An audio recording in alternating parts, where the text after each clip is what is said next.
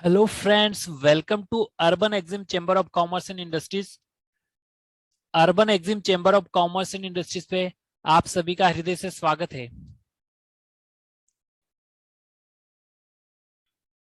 और आज के सेशन में हम समझेंगे what is payment terms in import export.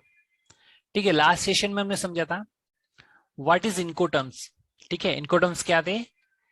जो गुड्स की मूवमेंट होती है from origin country to destination country, उस गुड्स की मूवमेंट को डिवाइड किया जाता है कि किसकी रिस्पॉन्सिबिलिटी कहां तक है। और यहाँ पे है पेमेंट टर्म्स। ठीक है, कि पेमेंट जो होगी वो एक्सपोर्टर को कैसे मिलेगी। ठीक है, तो स्टार्ट करते हैं सेशन को। जब भी गुड्स का एक्सपोर्ट करते हैं, फर्स्ट हमारा जो प्रायोरिटी होती है कि गुड्स के प्राइजेस को नेगोशिएट किया जाए।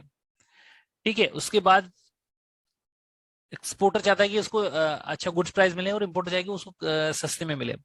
तो इस चीज के बीच में, दोनों के बीच में जो डिस्कशन होता है, उस डिस्कशन के बेस पे जो निगोशिएट प्राइस होता है वो फिर अप्रूव प्राइस माना जाता है। इसके अलावा दूसरी बात आती है, दूसरी चीज नेगोशिएशन होती है, वो होती है इनको टर्म्स की।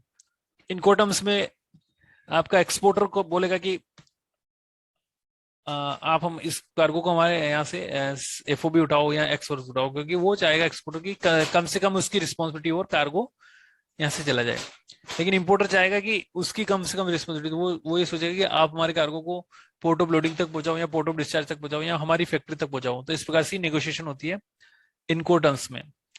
ठीक है, ये तो हो गई आपकी इनको टर्म्स की बात। अब हम यहाँ पे बात चल रही है पेमेंट टर्म्स की। ठीक है, तो पेमेंट टर्म निगोशिएशन कैसा होता है? ठीक है, पेमेंट टर्म निगोशिएशन होता है कि एक्सपोर्टर कहेगा कि मुझे एडवांस में पेमेंट दो, लेकिन इंपोर्टर चाहेगा कि मैं एडवांस में क्यों क्यों दूं, क्योंकि कार्गो तो आपका 1 महीने या 1.5 महीने में या 15 दिन में आएगा।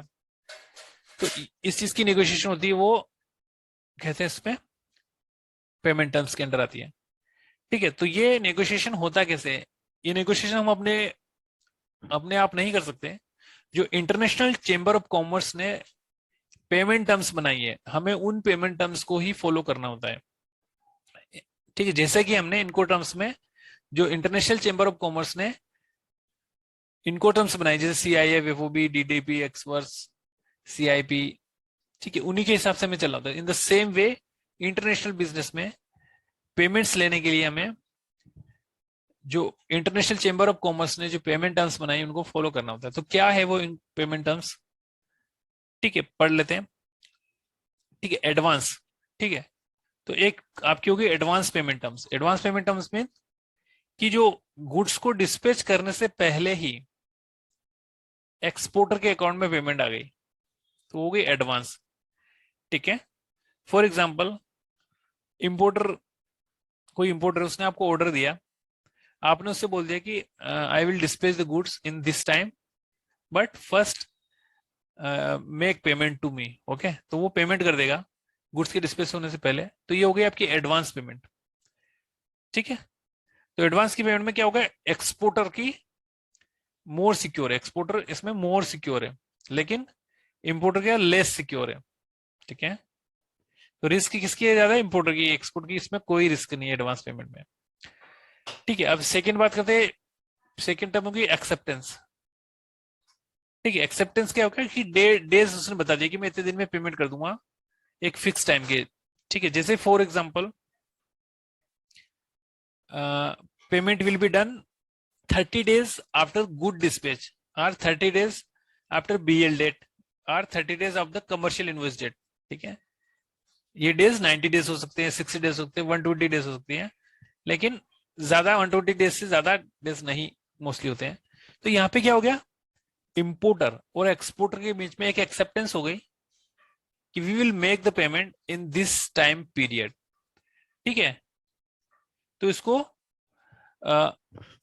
इस टाइम, इसके टाइम के हिसाब से उसको एक्सपोर्टर को पेमेंट मिलेगी। ठीक है, तो यहाँ पे क्या हो गया? आपको एक टाइम मिल गया। ठीक है, फॉर एग्जांपल एक्सपोर्टर ने गुड्स डिस्पैच किए। ठीक है, और उसमें लिख दिया कि इनवॉइस में लिख दिया कि payment terms is 30 days after goods dispatch.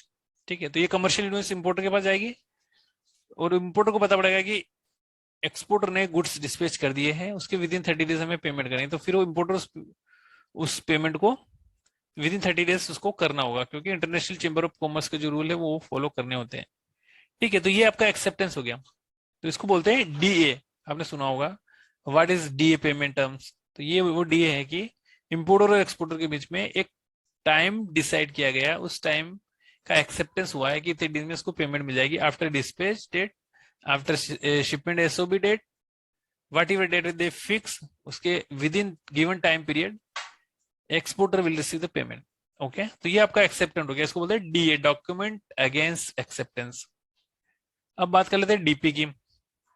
ठीक है, डीपी, डॉक्यूमेंट अगेंस्ट पेमेंट। तो यहाँ पे क्या होगा, डॉक्यूमेंट अगेंस्ट पेमेंट में आपको डॉक्यूमेंट के अगेंस्ट पेमेंट करनी होगी।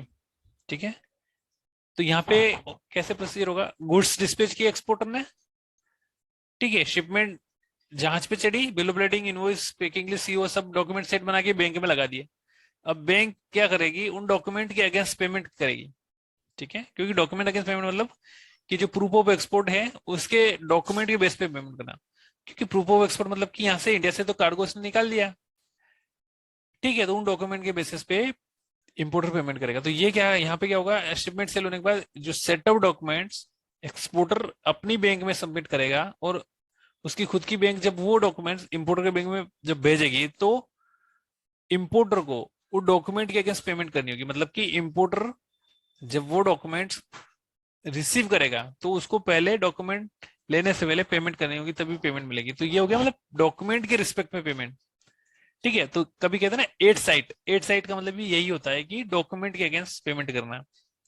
ठीक है, और यूजांस का मतलब क्या होता है, यूजांस एक्सेप्टेंस की एक फिक्स टाइम आपका हो गया, तो उसको यूजांस और एट साइट का कभी भी आपने सुना होगा।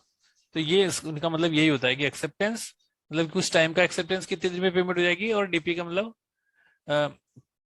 कि डॉक्यूमेंट अगेंस्ट पेमेंट होगी, इसको बोलते हैं एट साइड पेमेंट।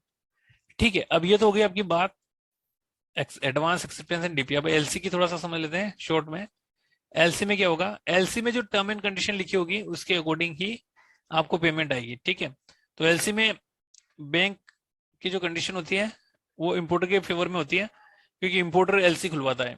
ठीक है, इंपोर्ट एलसी किस केस में खुलेगी, जब एक्सपोर्टर और इंपोर्टर के बीच में ज्यादा ट्रस्ट नहीं हो, तो एक्सपोर्टर बोलेगा कि आप हमारे नाम से एक एलसी खुला दो, मतलब कि आप एक बैंक आपकी गारंटी ले रही है यहाँ पे, एलसी का मतलब कि payment will be done in this time. ठीक है, तो उसमें कुछ टर्म एंड कंडीशन होती है।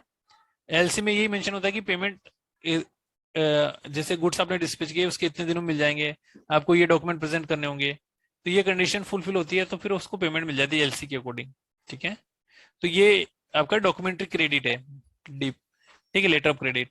ठीक है, तो जो भी डॉक्यूमेंट एलसी में मेंशन किए गए, जैसे इनवॉइस, पैकिंग लिस्ट, बीएल, जितने सेट बनाने वो आपको प्रेजेंट करने होंगे।